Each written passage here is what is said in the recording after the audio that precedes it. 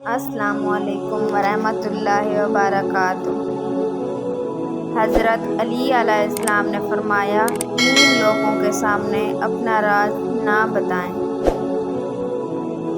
حضرت علی علیہ السلام نے فرمایا، عقل مند اپنے آپ کو پست کر کے بلندی حاصل کرتا ہے اور نادان اپنے آپ کو بڑھا کر ذلت اٹھاتا ہے۔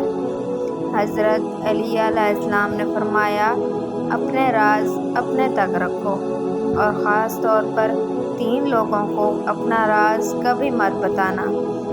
عورت کو کبھی اپنا راز مت بتانا، کیونکہ عورت کے دل اور زبان کے بیچ فاصلہ بہت کم رہتا ہے، اسی لیے وہ راز کو محفوظ رکھنا چاہے بھی تو نہیں رکھ پاتی۔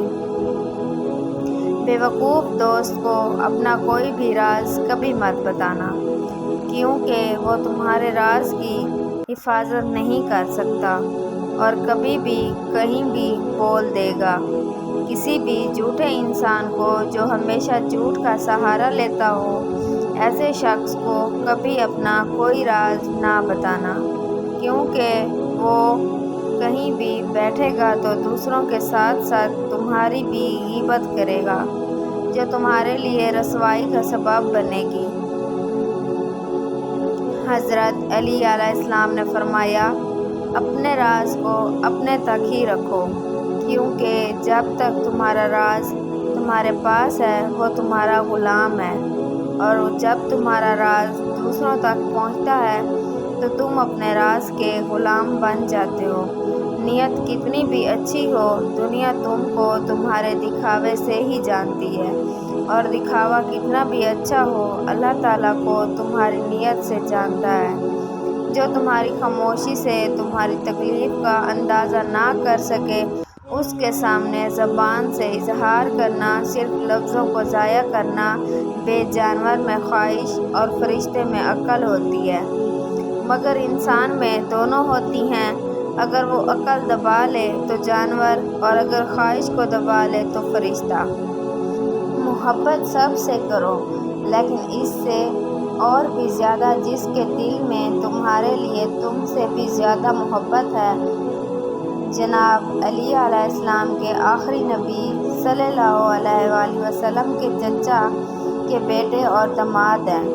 آپ کم عمر لوگوں میں سے سب سے پہلے اسلام قبول کرنے والے ہیں اور ساری زندگی اللہ کے نبی صلی اللہ علیہ وآلہ وسلم کے ساتھ گزارنے والوں میں سے ہیں۔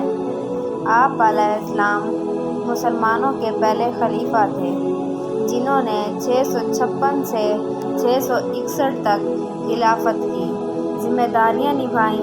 اللہ کے نبی صلی اللہ علیہ وآلہ وسلم کا آپ کے متعلق ارشاد ہے، جس کا مفہوم ہے کہ میں علم کا شہر ہوں اور علی اس کا دروازہ ہے۔ حضرت علی علیہ السلام کے 10 اقوال جو سوچ اور زندگی کو بدل کر رکھ دیں گے۔ جناب علی علیہ السلام نے فرمایا، عقل 2 طرح کی ہوتی ہے، ایک عقل طبی اور دوسری عقل سماعی۔ انسان عقل سماعی سے کوئی فائدہ حاصل نہیں کر پاتا اگر اس کے پاس عقل طبی نہ ہو۔ یہ بالکل ایسے ہے جیسے اگر آنکھ کی بینائی ہو تو سورج کی روشنی بیکار ہے۔ جناب علی علیہ السلام نے فرمایا، جب تک کوئی بات تیرے منہ میں بند ہے تب تک تم اس کے مالک ہو، اور جب تم اسے زبان سے ادا کر کے منہ سے نکال دیتے ہو تب وہ تمہاری مالک بن جاتی ہے۔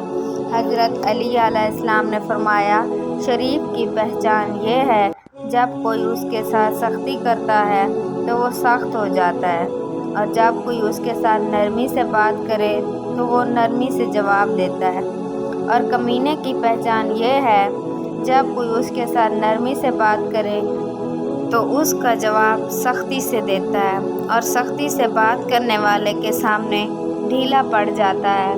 مولا علی علیہ السلام نے فرمایا، جب کوئی آدمی کسی دوسرے آدمی کے عیب کی تلاش میں رہتا ہے تو ایک وقت آتا ہے کہ اسے اس کا کوئی نہ کوئی عیب مل ہی جاتا ہے۔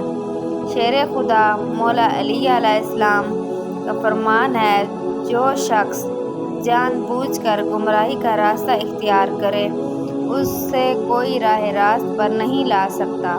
حیدر کرار علیہ السلام نے فرمایا، کبھی اچانک تمام کام درست ہو جاتے ہیں اور کبھی طلبگار ناکام رہتا ہے، اور میں نے اللہ کو اپنے ارادوں میں ناکامی سے پہچانا۔